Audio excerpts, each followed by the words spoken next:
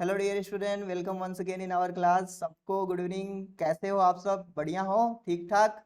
तो आज हम चलिए बात करने वाले हैं साइटोकेमिस्ट्री के ऊपर। तो आप यहाँ पे देख सकते हैं, हम यहाँ पे साइटोकेमिस्ट्री के ऊपर बात करेंगे। अरे ज्वाइन हो जाओ सब लोग जल्दी से, और वीडियो के लिए लाइक का बटन दबा देना। हमें 50 लाइक चाहिए इस वीडियो पे। अगर 200 व्यू आते हैं तो 50 लाइक देंगे तो बढ़िया रहेगा। तो यहाँ पे साइटोकेमिस्ट्री मतलब हम जब सेल को स्टडी करते हैं तो सेल को हमें क्या करना पड़ता है, स्टैन करना पड़ता है उसको देखने के लिए माइक्रोस्कोप से। तो हम कौन कौन सा स्टैन यूज करते हैं, हमें सेपरेट करना होता है बायोमॉलिक्यूल को। तो हम कौन कौन सा टेक्निक करते हैं, किस तरह का क्रोमेटोग्राफी यूज कर सकते हैं। हम देखना चाहते हैं कि किसी भी मॉलिक्यूल का एब्जॉर्प्शन कितने नैनोमीटर वेवलेंथ पे हो रहा है, तो उसके लिए हम क्या करेंगे, स्पेक्ट्रोफोटोमेट्री देखना चाहते हैं। हम देखना चाहते हैं किसी भी मॉलिक्यूल का इंट्रा मॉलिक्यूलर डिटेल, तो उसके लिए हम एक्सरे क्रिस्टलोग्राफी यूज करेंगे। हम देखना चाहते हैं कि कोई भी मॉलिक्यूल है, जैसे कार्बन डाइऑक्साइड जो है वो फिक्स हो रहा है ग्लूकोज में, तो कौन कौन सा पाथ लेके कैसे फिक्स हो रहा है, हम वो ऑटो रेडियोग्राफी में डील करेंगे। तो साइटोकेमिस्ट्री में हम यही देखने वाले हैं, और ये बहुत ही इंपॉर्टेंट होने वाला है। यहाँ से आपके एग्जाम में क्वेश्चन आता है, तो रिलेवेंट नहीं है, बहुत ही रिलेवेंट है। चलिए हम स्लाइड शेयर करते हैं। देखो बीच में मैं आपको बताते चलता हूँ कि आप हमारे टेलीग्राम ग्रुप पे नहीं है, ज्वाइन कर लेना, लिंक डिस्क्रिप्शन में मिल जाएगा। ठीक है, वीडियो को लाइक कर देना और चैनल को जरूर सब्सक्राइब करना। हमें क्या चाहिए, 4000 सब्सक्राइबर चाहिए। जल्दी से आप वीडियो को शेयर करके सब्सक्राइब कर देना। बात इसलिए कर रहा हूँ क्योंकि लोग अभी ज्वाइन कर रहे हैं, ज्वाइन कर लेने तो दीजिए। आराम से करेंगे, ज़्यादा बड़ा लेक्चर नहीं लूंगा, ज़्यादा ज़्यादा 30-35 का होगा, कोई दिक्कत नहीं है। चलो स्लाइड हम प्रेजेंट कर देते हैं अपना। ओके, तो स्लाइड हमारा प्रेजेंट है। आप यहाँ पे एक देख सकते हैं, सेल आ रहा है घूमते हुए, इसके अंदर ऑर्गेनेल दिख रहे हैं मस्त से। चलो, तो आप एक सेल को कैसे स्टडी करते हो? आप सेल को देखते हो, सेल क्या होते हैं, प्रोकैरियोटिक हो सकते हैं या यूकैरियोटिक हो सकते हैं। आप सेल को देख के ये तो बता सकते हैं कि उसमें अगर न्यूक्लियोइड है आपका तो क्या है, प्रोकैरियोटिक है। अगर वहां पे क्या है, न्यूक्लियस व्यूक्लियस है, ये सब कंपार्टमेंटलाइजेशन हुआ है, वहां पे अलग अलग ऑर्गेनेल हैं, तो ये यूकैरियोटिक है। अब देखो साइटोकेमिस्ट्री होती क्या है, आपसे कोई ये पूछेगा तो मैं पेन ले लेता हूँ यहाँ पे, फिर आगे हम बढ़ते हैं। पेन पेन भैया इधर है। तो साइटोकेमिस्ट्री क्या होता है, ये कंप्राइज सेट ऑफ प्रोसीजर होता है, जो कि डिफरेंट डिफरेंट स्टेन का हम यूज कर सकते हैं। जैसे कोई भी आपका हो गया, सेल वाल को देखना चाहते हैं माइक्रोस्कोप से, आप सेल तो इतना छोटा होता है, उसके अलग अलग ऑर्गेनेल के देखोगे, उसके अलग अलग कंपोनेंट को देखोगे, तो ऐसे ही नहीं दिख जाएंगे, उनको क्या होगा, कलर करना पड़ेगा। जब उनको रंग में भंग चढ़ेगा ना, तब वो दिखेंगे माइक्रोस्कोप से, तो उनको आप आइडेंटिफाई कर सकते हो। साइटोलॉजिकल प्रोसीजर के लिए आप लाइट माइक्रोस्कोप का यूज कर सकते हो, या ब्रॉड लेवल पे जाओगे तो इलेक्ट्रॉन माइक्रोस्कोप का यूज कर सकते हो। चलो बताओ, एक क्वेश्चन पूछता हूँ। लिविंग सेल को देखने के लिए, लिविंग सेल को, अनस्टैंड सेल को देखने के लिए किस माइक्रोस्कोप का यूज करोगे आप? चलो, far side to chemical determination, अच्छा, to chemical determination is specific chromosomic, अच्छा, फार सी रहेगा। ठीक है, फार सी।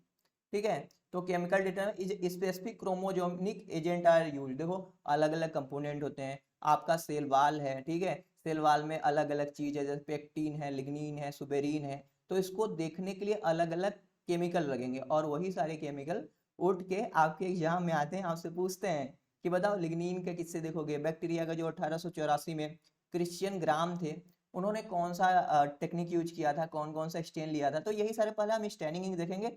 मैं आपको सीधे सीधे बताते चलता हूँ, आप कॉपी में नोट कर लेना, और जहां जहां क्वेश्चन पूछता है वो मैं बताते चलूंगा। चलो, सेलुलोज होता है, जानते हो किसका पॉलीमर होता है, बीटा डी ग्लूकोज का पॉलीमर होता है। ठीक है, तो बीटा डी ग्लूकोज का पॉलीमर होता है, तो इसे क्लोर जिंक आयोडाइड से कलर कर सकते हैं। इसे हम क्या बोलते हैं, सुल्ट जस्ट सोल्यूशन बोलते हैं। तो सेलुलोज के लिए क्लोर जिंक आयोडाइड काम में लिया जाएगा। पेक्टिन होता है ग्लूकोरोनिक एसिड का ऐसे करके पॉलीमर होता है, इसके लिए रुथेनियम रेड यूज किया जाता है। क्या यूज किया जाता है जी, रुथेनियम रेड। चलो लिग्निन अगला है, तो लिग्निन कोनिफेराइल अल्कोहल का पॉलीमर होता है, इसके लिए सैफरानिन का यूज कर सकते हैं। ग्राम निगेटिव बैक्टीरिया के लिए भी सैफरानिन का यूज करते हैं, काउंटर स्टेन बोलते हैं ना। चलो, क्यूटीन देखो, क्यूटीन के लिए क्या करेंगे हम, सूडान थर्ड स्टेन होता है, तो क्यूटीन हो गए, तो क्यूटीन के लिए क्या करेंगे, सूडान थर्ड करेंगे। पेप्टिडोग्लाइकन है, आपको पता ही है, gram positive gram negative bacteria, तो पेप्टिडोग्लाइकन के लिए क्रिस्टल वायलेट का यूज करते हैं, और उसको ये आयोडीन किस तरह यूज किया जाता है, मोरडेंट के लिए, ताकि कि वो जो आपका क्रिस्टल वायलेट है वो अच्छे से फिक्स हो जाए बैक्टीरियल सेल के ऊपर, उसको धोने से वो निकले ना। चलो अगले स्लाइड पे चलते हैं। देखो अब यहाँ पे अलग अलग सेल के अंदर क्या होते हैं, अलग अलग बायोमॉलिक्यूल होते हैं। तो उन बायोमॉलिक्यूल को भी आप इतनी आसानी से नहीं देख सकते हो, उनको भी देखने के लिए आपको अलग अलग क्रोमोजेनिक एजेंट से, अलग अलग स्टेन से स्टेन करना पड़ेगा। तो अलग अलग रिएजेंट होते हैं, आप स्टेन कर लो कुछ भी, तो उनके लिए करना। देखो अगर आप प्रोटीन का डिटेक्शन करना चाहते हो कि किसी सेल में हम एक मान लो निकाले हैं, ठीक है, ऐसे करके स्लरी टाइप का, उसे हम देखना चाहते हैं प्रोटीन का है, तो मिलर रिएजेंट यूज करोगे तो प्रोटीन का पता लगा देगा। पॉलीसेकेराइड के लिए क्या होगा, स्चिप रिएजेंट होता है जो कि पॉलीसेकेराइड के, ये एकदम याद रखना, मोस्ट मोस्ट इंपॉर्टेंट लिपिड के डिटेक्शन के लिए कौन होता है, Sudan black B, life science के एग्जामिनेशन में ऑलरेडी पूछा गया है। एक और होता है ऑस्मियम टेट्राऑक्साइड, OSO4, इसका भी यूज किया जाता है। तो लिपिड के लिए सूडान ब्लैक बी और ये वाला चीज याद रखना, ठीक है। क्यूटीन के लिए सूडान थर्ड क्यूटीन और ये वाला लिपिड का, तो सूडान ब्लैक बी याद रहे हमेशा के लिए, भूलना मत। डीएनए के लिए देखो फ्यूजन रिएजेंट होता है, डीएनए के लिए यूज करते हैं। और देखो एक होता है एक्रीडीन, इसके लिए भी डीएनए के, इसको न्यूक्लिक एसिड के स्टैंड के लिए करते हैं। आप देखो एक्रीडीन का कॉन्सेप्ट क्या है, अगर एक्रीडीन से आप कलर करोगे, अगर डीएनए कलर लेगा तो डीएनए कैसा कलर देगा, ग्रीन कलर देगा। अगर आरएनए कलर लेगा तो आरएनए रहेगा तो पिंक कलर होगा। मतलब डीएनए आरएनए दोनों है, अगर किसी भी मीडिया में मान लो ऐसे करके आरएनए लिए हैं, क्रीडीन डाल दिए तो पिंक कलर आ गया, तो समझ लो क्या है वहां पे, आरएनए प्रेजेंट है। ग्रीन कलर आ रहा है तो क्या है वहां पे, डीएनए है, ठीक है। चलो अगला चलते हैं, ऐसे करके बहुत कंफ्यूजन होता है लोगों को कि एसिडिक और बेसिक डाई कौन होते हैं, एसिडिक एंड बेसिक स्टेन कौन होते हैं। तो याद कर लेना भैया, एसिडिक फ्यूजिन जो होता है एसिड हो गया, इओसिन जो हो गया ये एसिडिक है, जेनस ग्रीन इसे माइटोकॉन्ड्रिया में यूज करते हैं, आगे हम देखते हैं, ये भी एसिडिक है। मेथिलीन ब्लू ये भी एसिडिक है। क्रिस्टल वायलेट बेसिक है, सैफ्रानिन बेसिक है, बेसिक फ्यूजिन बेसिक है, एस्टिकॉर्मिन एंड हिमेटोजाइलन ये क्या है आपका, ये भी बेसिक है, न्यूक्लियस और क्रोमोसोम के लिए होता है ये दोनों। तो ये चीज आप जानते हैं, आराम से चल रहे हैं ना, ज्यादा तेज तो नहीं हो रहा है ना, कमेंट में बताओ, चलो देख रहा हूँ आप सबके कमेंट। अरे नोट कर लेना, पूछा जाता है एग्जाम में, जरूरी चीजें हैं। आप बहुत बड़े बड़े बुक उठाओगे मिलेगा नहीं एक जगह, तो मैं एक जगह लेके आया हूँ, अच्छे से पढ़ लो। चलो अब अलग अलग बहुत सारे स्टैंड हैं आपके, तो ये स्टैंड आपको पता होना चाहिए। देखो जैसे आप फंजाई का मान लो आपने ले लिया कोई भी फंजाई, उसको कलर करना है तो वहां पे देखोगे ब्लू ब्लू कलर का, ब्रोमोफिनाल ब्लू, ऐसे ब्रोमोफिनाल ब्लू नहीं रहेगा, उसे हम कार्टन ब्लू बोलते हैं। ब्रोमोफिनाल ब्लू तो डीएनए के जेल इलेक्ट्रोफोरेसिस में यूज किया जाता है। तो एनेलिन ब्लू या कार्टन ब्लू लेते हैं किसके लिए, फंजाई के लिए। एसिटोकार्मीन है, किसको किसके लिए स्टैंड करते हैं जी, न्यूक्लियस और क्रोमोसोम को करते हैं। क्रिस्टल वायलेट के लिए किससे करते हैं, बैक्टीरिया से करते हैं, किसको, पॉजिटिव बैक्टीरिया। ग्राम जी थे, कैपिटल रहेगा, 1884 में किए थे ना, तो ये चीज है।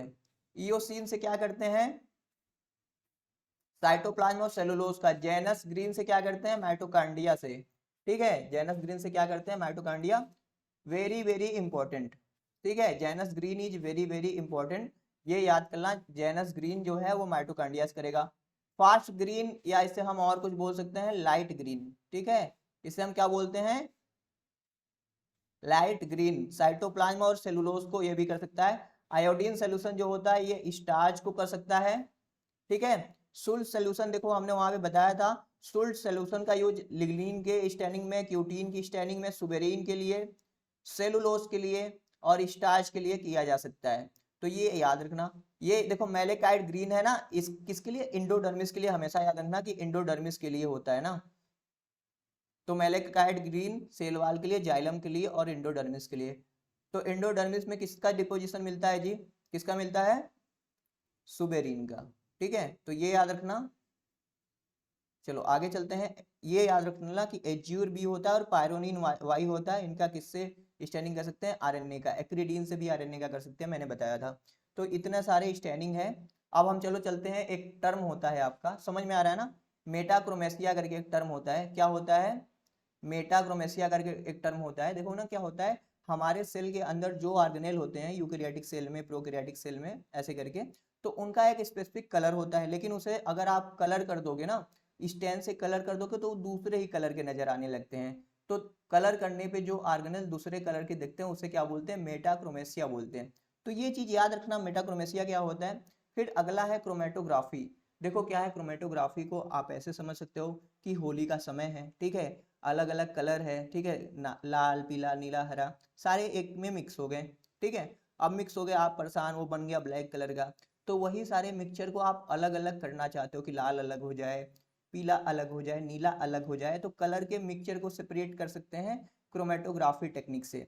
तो इसके देखो क्या थे, एक रसियन, पेन यार दिखता नहीं मुझे यहाँ, अच्छा, एक रसियन बॉटनिस्ट है माइकल टी स्वेट, इन्होंने इन्वेंटेड किया था क्रोमेटोग्राफी को 1990 में, और क्रोमेटोग्राफी टर्म भी दिया था, ठीक है, किस में दिया था, 1990 या 1906 है, देख लेना, ये मेरे हिसाब से लग रहा है 1906 होगा। तो क्लोरोफिल के ऊपर एक्सपेरिमेंट कर रहे थे, तभी उन्होंने क्या, कौन सा क्रोमेटोग्राफी खोज दिया था एक्चुअली में, पेपर क्रोमेटोग्राफी, ठीक है, आपने किया होगा प्रैक्टिकल वेक्टिकल में शायद से। तो chromatography is not so much difficult, ये एक ऐसा टेक्निक है जहाँ पे कलर या मालिक्यूल को इंडिविजुअल कंपोनेंट में सेपरेट कर लेते हैं। वही मैं बता रहा हूँ भैया, आपके पास बहुत कलर हैं, बाल्टी में है, मिक्सचर हो गया एकदम, आप अलग अलग इंडिविजुअल को चाहते हैं, अलग अलग कलर को चाहते हैं सेपरेट कर लें, तो सेपरेट करेंगे क्रोमेटोग्राफी टेक्निक के द्वारा। Chromatography is a physical separation of mixture into etch individual component, यही चीज मैं आपको बता रहा था। तो माइकल ट्यूसेट ने सबसे पहले क्रोमेटोग्राफी टर्म का यूज किया। 1952 में पोर्टर मार्टिन थे और रिचार्ड सिंगे थे, इनको नोबेल प्राइज दिया गया था in field of the chemistry for the invention of partition chromatography. तो क्रोमेटोग्राफी भी डिफरेंट डिफरेंट टाइप का होता है, और वही बहुत जरूरी होता है, आपसे पूछता है कि partition chromatography forward, affinity chromatography forward, ऐसे करके क्वेश्चन पूछता है, तो वो मैं आपको बता दूंगा। तो देखो कुछ प्रिंसिपल है, आप क्रोमेटोग्राफी का जान लेना कि क्रोमेटोग्राफी में क्या होता है आपका, बेस्ट कहाँ पे होता है, प्रिंसिपल मॉलिक्यूल जो होते हैं वहां पे सरफेस आर एनी लिक्विड है। देखो यहाँ पे क्या होता है, एक होता है मोबाइल फेज, ये मैं आपको बता देता हूँ, मोबाइल फेज होता है, ठीक है, एक क्या होता है लिक्विड, एक क्या होता है स्टेशनरी फेज होता है, स्टैटियोनरी फेज, ठीक है। मान लो थिन लेयर क्रोमेटोग्राफी कर रहे हो, ऐसे करके एक प्लेट होता है, इसके ऊपर सिलिका जेल रखा होता है, जो कि क्या होता है स्टेशनरी फेज होता है, और इसके ऊपर जो जिसको सेपरेट करना होता है उसको लगा देते हैं, तो होता है मोबाइल फेज। अब जो मोबाइल फेज होता है उसकी अफिनिटी कम ज्यादा हो सकती है स्टेशनरी फेज के हिसाब से, तो उसी आधार पे सेपरेट होते हैं।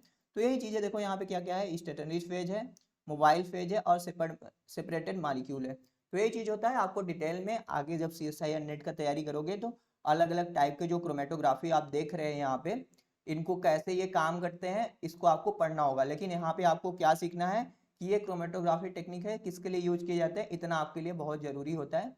तो कॉलम और एडजॉर्प्शन क्रोमेटोग्राफी होता है, अगर टिश्यू के अंदर जो लिपिड है, तो लिपिड को आप सेपरेट करना चाहते हैं, तो वहाँ पे कॉलम या एडजॉर्प्शन क्रोमेटोग्राफी यूज कर सकते हो। थिन लेयर क्रोमेटोग्राफी या पेपर क्रोमेटोग्राफी, अमीनो एसिड हो गया, न्यूक्लियोटाइड हो गया, क्लोरोफिल के ऐसे पिगमेंट उगमेंट हो गए, तो पिगमेंट को भी सेपरेट करने में इसका यूज किया जा सकता है। आयन एक्सचेंज क्रोमेटोग्राफी होता है, इससे हम इंसुलिन का प्यूरिफिकेशन कर सकते हैं जी, और प्लाज्मा फ्रैक्शनेशन कर सकते हैं, मतलब प्लाज्मा मेम्ब्रेन को तोड़ तोड़ के प्रोटीन वोटीन को अलग कर सकते हैं। जेल फिल्ट्रेशन क्रोमेटोग्राफी है, इससे मॉलिक्यूलर वेट ऑफ प्रोटीन को, मतलब on the basis of the molecular weight of the protein, protein को आइसोलेट कर सकते हैं, मॉलिक्यूलर वेट को नहीं पता करते हैं, on the basis of the molecular weight, अलग अलग वेट के अनुसार प्रोटीन को क्या कर सकते हैं, सेपरेट कर सकते हैं। अफिनिटी क्रोमेटोग्राफी से क्या कर सकते हैं, सेपरेशन ऑफ द इम्यूनोग्लोबुलिन्स कर सकते हैं, कौन कौन से होते हैं, गेम्ड आप जानते हैं, GAMED, और एंजाइम को सेपरेट कर सकते हैं। तो यहाँ पे डायग्राम भी आप देख सकते हैं, अलग अलग कंपोनेंट में क्या हुआ है, सेपरेशन हुआ है जी, ठीक है। तो ये याद रखना क्रोमेटोग्राफी क्या है, अगर किसी भी मिक्सचर को इंडिविजुअल कंपोनेंट में सेपरेट करने का टेक्निक क्या है, क्रोमेटोग्राफी है, माइकल टी स्वेट ने खोजा था। ये अलग अलग टाइप के क्रोमेटोग्राफी है, किसके लिए यूज होता है ये याद रखना। चलो आगे चलते हैं। माइक्रोस्पेक्ट्रोफोटोमेट्री, माइक्रोस्पेक्ट्रोफोटोमेट्री होता है, देखो ये क्या होता है माइक्रोस्पेक्ट्रोफोटोमेट्री, तो इसका हम क्यों यूज करते हैं, डिटरमाइन करने के लिए कि कौन सा केमिकल कितना अमाउंट में प्रेजेंट है। मान लो कोई सेल है या कोई भी ऐसे करके कंपोनेंट है, इंडिविजुअल है, तो उस सेल के अंदर, उस एंटिटी के अंदर अगर DNA अगर छोटे भी अमाउंट में प्रेजेंट है, तो उसे हम माइक्रो स्पेक्ट्रोफोटोमेट्री से पता कर लेंगे। मान लो किसी सेल के अंदर छोटा अमाउंट ऑफ DNA, RNA या प्रोटीन प्रेजेंट है, तो उसमें हम क्या करेंगे, लाइट देंगे, UV राइज, तो वहां पे वो क्या करेगा, उस लाइट को अपने अंदर एब्जॉर्व करेगा, और एब्जॉर्प्शन की वजह से क्या आएगा, हमारे मॉनिटर पे जहाँ पे हम लगाए रहेंगे सिस्टम, वहां पे देखेंगे पिक आ रहा है कि मतलब इतना इतना एब्जॉर्बेंस हो रहा है, तो मतलब यहाँ पे DNA प्रेजेंट है। जैसे यहाँ पे देखो हमने बताया है कि DNA दो, मान लो एक सेल है या एक कोई भी चीज है जहाँ पे DNA प्रेजेंट है ना, अब DNA प्रेजेंट है, हमने यहाँ पे लाइट दिया, UV लाइट ऐसे करके यहाँ पे गया, और यहाँ पे क्या बना था आपका, मॉनिटर बना था। तो मॉनिटर पे हमने देखा कि एक हमें ग्राफ मिल रहा है जो कि 260 नैनोमीटर तक आ रहा है एब्जॉर्प्शन। तो ये हमें पता नहीं था क्या है, लेकिन डीएनए का कंफर्म होता है कि 260 नैनोमीटर यूवी लाइट को एब्जॉर्ब कर लेता है। तो ऐसे हमने पता कर लिया कि भैया ये डीएनए है जो स्मॉल अमाउंट में जो कंपोनेंट प्रेजेंट है।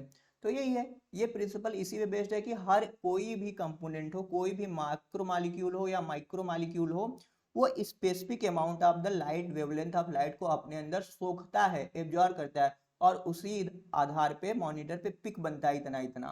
तो उसी के आधार पे हम पता कर लेते हैं, जैसे कि डीएनए जो होता है वो एब्जॉर्ब करता है 260 नैनोमीटर ऑफ यूवी लाइट को। अगर कहीं भी डीएनए तो 260 नैनोमीटर लेगा और एक पिक बनाएगा, ठीक है। अब क्लोरोफिल है, अगर डीएनए और क्लोरोफिल को दोनों को साथ में रख दोगे तो डीएनए का जो पिक छोटा बनेगा, क्लोरोफिल का एक ये बड़ा बनेगा और दूसरा उससे भी बड़ा बनेगा। तो देखो क्लोरोफिल जो है ब्लू लाइट रीजन पे 440 नैनोमीटर लाइट अपने अंदर खींच लेता है, और जो 660 होता है वो रेड रीजन पे खींचता है। तो ये जो पिक बनेगा मतलब यहाँ पे रेड रीजन पे है, और ये जो बनेगा ये ब्लू रीजन पे। प्रोटीन जो होता है 210 से 280 नैनोमीटर का लाइट अपने अंदर एब्जॉर्ब करते हैं जी, जो होता है WTF, ठीक है, WYF एक्चुअली में। तो ट्रिप्टोफैन होता है, टायरोसिन और फेनिलएलनिन होते हैं। तो इनका एब्जॉर्प्शन स्पेक्ट्रम बहुत ज्यादा होता है क्योंकि ये एरोमेटिक होते हैं, ड्यू टू यहाँ पे बॉन्ड का रोटेशन होते रहता है, तो यहाँ का एब्जॉर्प्शन बहुत ज्यादा आता है। तो अलग अलग अमीनो एसिड का क्या है तो ये आप जान लेना। अब देखो आपके घर में आरओ यूज होता होगा, किसी को पता है आरओ का फुल फॉर्म क्या होता है? क्या होता है आरओ का फुल फॉर्म? रिवर्स ऑस्मोसिस, ठीक है, रिवर्स ऑस्मोसिस होता है। तो आरओ का पानी माना जाता है कि वो बहुत अच्छा होता है, बैक्टीरिया मर जाते हैं। कैसे मर जाते हैं पता है? माइक्रो ऑर्गेनिज्म कैसे मर जाते हैं? क्योंकि आरओ में किया जाता है यूज यूवी लाइट का, और वो यूवी लाइट आता है बैक्टीरिया के ऊपर, ऐसे अटैक करता है, उसके प्रोटीन को भी डिग्रेडेट कर देता है, डीएनए को डीनेचर कर देता है, और बैक्टीरिया तड़प तड़प के मर जाता है। तो यूवी लाइट यूज होता है भैया वहां पे, इसलिए इसलिए बैक्टीरिया मर जाता है। एक्सरे क्रिस्टेलोग्राफी पे आते हैं हम, ठीक है। तो देखो एक होता है आपका पेन की तरह यहाँ, एक्सरे जो होता है एक्चुअली में, जो हम एक्सरे करवाते हैं, रांटजन ने खोजा था, ये बात आप याद रखना। तो हम एक्सरे क्रिस्टेलोग्राफी के बारे में बात करेंगे। तो एक्सरे क्रिस्टेलोग्राफी को हम क्या बोलते हैं? एक्सरे डिफ्रैक्शन भी बोलते हैं ना। ऐसे मान लो कोई भी मॉलिक्यूल है, ऐसे करके चूरन बनाते हैं एक्चुअली में मॉलिक्यूल का, यहाँ पे एक्सरे आया, ऐसे करके ये डिफ्रैक्ट हो गया अलग अलग टाइप पे, यहाँ पे हम इसको मेजर करते हैं, फिर क्या होता है मॉनिटर पे देखते हैं क्या चीजें दिख रहा है ना। तो ये डेवलप किए थे ब्रैक्स ने 1913 में, एक्सरे क्रिस्टेलोग्राफी टेक्निक ब्रैक्स ने 1913 में डेवलप किया था। ये इसका यूज हम करते हैं ओरिएंटेशन देखने के लिए, स्ट्रक्चर देखने के लिए मॉलिक्यूल का, और उसका एटॉमिक ऑर्गेनाइजेशन है, कौन कौन सा एटम कहाँ पे है, 3D पोजीशन क्या है एटम का, कहाँ कहाँ से कौन सा ग्रुप लगा है, ये सारा करके। फिर जैसे कि डीएनए हो गया, आरएनए हो गया, प्रोटीन का स्ट्रक्चर, और और हम बड़े बड़े जो माइक्रो मॉलिक्यूल हो गया लाइक हीमोग्लोबिन, इंसुलिन, तो ऑल ओवर द हम जो 3D स्ट्रक्चर देखते हैं मॉलिक्यूलर लेवल से, तो एक्सरे क्रिस्टेलोग्राफी का यूज करके हम देख सकते हैं। एक्सरे क्रिस्टेलोग्राफी जो है साइंस है डिटरमाइन करने के लिए कि arrangement of atom within the crystal using X-ray scattered from the electron. तो इलेक्ट्रॉन आते हैं तो उससे एक्सरे होते हैं, इलेक्ट्रॉन ये स्कैटर्ड, ये वाला चीज बोल रहा है, इसी का यूज करके देखते हैं कि कितना स्कैटरिंग ऑफ लाइट हो रहा है, कितना ज्यादा। देखो जैसे कि अगर मान लो छोटा मॉलिक्यूल है तो इससे लाइट पास करेगा तो स्कैटरिंग कम होगा, मतलब ये स्मॉल मॉलिक्यूल है। अगर बड़ा मॉलिक्यूल है तो इससे लाइट जाएगा तो स्कैटरिंग बहुत ज्यादा होगा, एकदम ये माइक्रो मॉलिक्यूल है। तो ऐसे हम पता करते हैं। तो आगे चलते हैं। With the help of X-ray crystallography, X-ray crystallography का यूज करके डोरोथी हॉडकिंस थे, उन्होंने कोलेस्ट्रॉल का स्ट्रक्चर सॉल्व कर लिया था 1937 में। ठीक है, कोलेस्ट्रॉल किससे बना होता है? ठीक है, वो क्या होता है,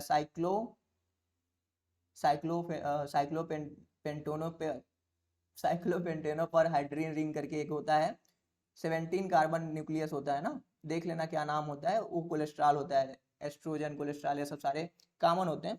तो 1937 में इन्होंने कर लिया। फिर विटामिन B12 का नाम बताओ, विटामिन B12 का क्या बोलते हैं? साइनोकोबाल्मिन बोलते हैं, बताओ। और पेनिसिलिन का जो कि डिस्कवरी किए थे अलेक्जेंडर फ्लेमिंग, डिस्कवरी करने के लिए कर लिए थे, लेकिन स्ट्रक्चर के बारे में नहीं बताए थे, तो वो डोरोथी हॉडकिंस बताए थे। ये चीज़ है पेनिसिलिन। फिर इसलिए इनको नोबेल प्राइज दिया गया था केमिस्ट्री में 1964 में। अब इसी टेक्निक को यूज करके, एक्सरे क्रिस्टेलोग्राफी टेक्निक का यूज करके, विल्किंस ने दे दिया था इंट्रामॉलिक्यूलर डीएनए। उन्होंने बताया था कि भैया हाइड्रोजन बॉन्डिंग होती है, फास्फोडाइस्टर बॉन्डिंग होती है, 9 से 11 नैनोमीटर का हाइड्रोजन बॉन्ड होता है, AT के बीच में 2 हाइड्रोजन बॉन्ड है, ठीक है, ऐसे करके। ये तो वो बताए थे ना, कौन थे जो बताए थे कि AT बराबर होगा GC बराबर होगा, कौन थे वो कमेंट सेक्शन में आप बताओगे। तो ऐसे करके उन्होंने बताया था विल्किंस 1954 में। तो इसलिए फिर बाद में वाटसन क्रिक ने double standard model of the BDNA दिया था। तो इन तीनों को नोबेल प्राइज दिया गया 1962 में इन फील्ड ऑफ, कहाँ पे, फिजियोलॉजी एंड मेडिसिन में। ओके, फिजियोलॉजी एंड मेडिसिन में होना चाहिए, ठीक है मेरे हिसाब से। चलो अगला है, the first solve protein crystal structure was sperm whale myoglobin. तो सबसे पहला प्रोटीन क्रिस्टल स्ट्रक्चर था जिसका 3D स्ट्रक्चर पता लगाया गया था, वो था व्हेल का स्पर्म मायोग्लोबिन था, जो कि डिटरमाइन किया था मैक्स पेरुटिज ने और सर केंड्रयू ने 1958 में। इसलिए इनको क्या दिया गया था, नोबेल प्राइज इनको भी 1962 में दिया गया। देखो यही चीज है, एक्सरे आता है क्रिस्टल पे, ऐसे डिफ्रैक्शन होता है, यहाँ पे पता होता है। फिर इधर आपका लगा होता है मॉनिटर, यहाँ पे हम डिटरमाइन कर लेते हैं। एक्सरे क्रिस्टलोग्राफी के बारे में इतना आप जानते रहो। ओके, ऑटो रेडियोग्राफी, देखो कोई भी चीज है, मान लो ऑटो रेडियोग्राफी की हम बात करें, हमारा ये इन्वायरमेंट है, बादल टाइप का बन गया, यहाँ पे क्या है, CO2 है, यहाँ पे एक बढ़िया सा प्लांट है, ठीक है। अब प्लांट क्या कर रहा है, ये CO2 को ले रहा है अपने अंदर, इसको बनाना क्या है, बनाना है, ये बनाना है ग्लूकोज। तो ये डायरेक्टली इसमें नहीं चेंज होता है, ये ना बहुत सारे इंटरमीडिएट बनाता है। क्या बनाता है, इंटरमीडिएट बनाता है ना। तो उसी इंटरमीडिएट को पता लगाने के लिए हमने किया क्या कि ये जो कार्बन आ रहा था, यहाँ पे नॉर्मली कार्बन 12 होता है ना एटॉमिक नंबर, लेकिन हमने रेडियो एक्टिव कार्बन 14 का यूज किया और इसमें एक लाइट लगा दिया कि भैया तुम जहाँ जाना चमका देना एकदम जिंदगी किसी की। तो ये जिस जिस इंटरमीडिएट में जाता था तो हम देख लेते थे कि अरे ये तो ये बन गया, तो ये चमकने लगा। यहाँ पे कोई भी दूसरा केमिकल होता था नहीं चमकता था, लेकिन ये जहाँ पे इसका इंटीग्रेशन होता था कार्बन 14 वाले का तो वो चमकाने लगता था। तो ऐसे करके फाइनली इंटरमीडिएट का हम पता लगाए थे। तो ऑटो रेडियोग्राफी टेक्निक को हम रेडियो ट्रेसर टेक्निक भी बोलते हैं। कार्बन 14 का यूज किए थे केल्विन जी ने। Trace the path of carbon in the photosynthesis, आपको पता ही है। नाइट्रोजन 15 का यूज किए थे मेसेल्सन एंड स्थाल, आपको पता है। क्रिक थे, इन्होंने DNA का सेमी कंजर्वेटिव मॉडल दिया था। तो इसी को प्रूव करने के लिए मेसेल्सन स्थाल आए थे, उन्होंने किया था प्रूफ की सेमी कंजर्वेटिव मॉडल होता है। कब किए थे, 1959 में, ठीक है। इन्होंने सीजियम क्लोराइड का भी यूज किया था और क्या किया था, डेंसिटी ग्रेडियंट, क्या, सेंट्रीफ्यूगेशन, ठीक है। तो इन्होंने ये यूज किया था। फिर रूबेन कामन हसीद थे, देखो रूबेन कामन हसीद थे, उन्होंने ऑक्सीजन 18 का यूज करके उन्होंने बता दिया था भैया कि जो तुम लोग चिल्ला रहे हो ना कि CO2 से ऑक्सीजन निकल रहा है, ये गलत बात है, ऑक्सीजन निकलता है H2O से, ठीक है। एक देखो माइक्रोबायोलॉजिस्ट थे, कौन थे, माइक्रोबायोलॉजिस्ट, नाम बताओ। उन्होंने क्या बताया था कि कुछ बैक्टीरिया होते हैं जो H2O की जगह H2S का यूज करते हैं ना। H2O की जगह क्या यूज करते हैं, H2S का, और वो सल्फर रिलीज करते हैं, सल्फर डाइऑक्साइड। वो कौन थे, नील थे, वान नील। तो ये सारा चीज है, आपको पता होना चाहिए। अब टेलर थे, ठीक है, टेलर, इन्होंने क्या किया था, क्रोमोसोमल रेप्लिकेशन को प्रूव कर दिया था। किस प्लांट में प्रूव किए थे, विसिया फैबा प्लांट में। तो क्रोमोसोमल रेप्लिकेशन भी सेमी कंजर्वेटिव होता है, वो प्रूव कर दिए थे। अब गेगर मूलर एक काउंटर होता है, गेगर मूलर काउंटर एक डिवाइस होता है जिससे हम रेडियो आइसोटोप को मेजर कर सकते हैं, जो भी है। तो ये सारा चीज है हमारे पास। डिस्कार्ड करता हूँ इसको पहले। कितना मिनट हुआ है, 24 मिनट का लेक्चर हमने बहुत जल्दी जल्दी में कवर कर लिया। तो at the end of the lecture आपको ना बिल्कुल भी घबराना नहीं है। देखो पहली बात तो जो भी चीज़ें आपको बताया जा रहा है उसको अच्छे से समझो, ठीक है। आपको अगर डिटेल में पढ़ना है क्रोमेटोग्राफी क्या है, ये सब क्या है, तो क्लास में हम पढ़ाएंगे, सिलेबस में है आपके, तो हम डिटेल में पढ़ाएंगे। यहाँ पे तो बस हम ओवरव्यू दे रहे थे कि यही चीज़ें होती हैं। ऐसा टेक्निक की बात करूँ अगर आज थोड़ा सा हम टेक्निक, तो आपको क्या पढ़ना पड़ेगा, एलाइजा पढ़ना पड़ेगा, PCR पढ़ना पड़ेगा, ठीक है, साउदर्न ब्लॉटिंग पढ़ना पड़ेगा, नदर्न ब्लॉटिंग पढ़ना पड़ेगा, ठीक है। ऐसे करके होता है आपका बहुत सारा।